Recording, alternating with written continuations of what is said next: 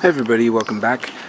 Today I'm going to show you the difference between letting a pothos or a philodendron grow as a vine, like right here, or have it grow big and bushy like this one here. So I used two different types of pothos. This one I believe is called the neon green, and this is the dark green one. I'm not sure what it's called.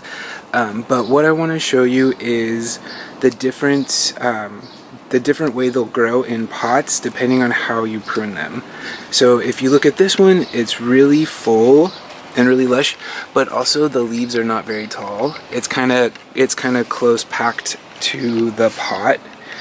Whereas this long vine one, if you look inside, you'll see that they're really tall. So it's a little bit packed, not really, but it's growing a lot taller than this one.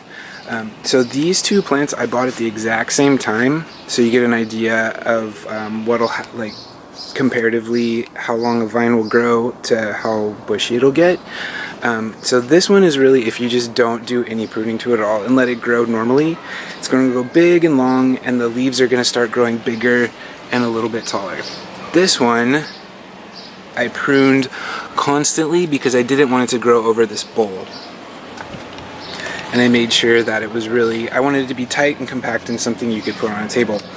So what I like to do when you want to prune it this way is when something starts to grow long, like if this one would start to grow a little bit down like a vine, what you want to do is you want to find the spot right where it touches the soil. So if this was a vine, see how that's touching the soil right there? You'd want to cut it right below the leaf and have it grow into the soil.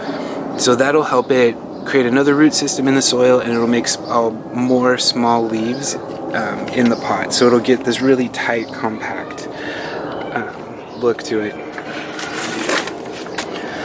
So like this side didn't get as much sun as the other side. So if this vine was starting to grow out far, I would cut it right here. I would cut it right there, and then let this will start to sprout. It will start to sprout in the soil, and it'll make it really tight and compact. So as long as you just keep the cuts right on the soil, and make sure they never really start hanging over the edge, because then it'll start taking the vine shape and the leaves will start growing up taller.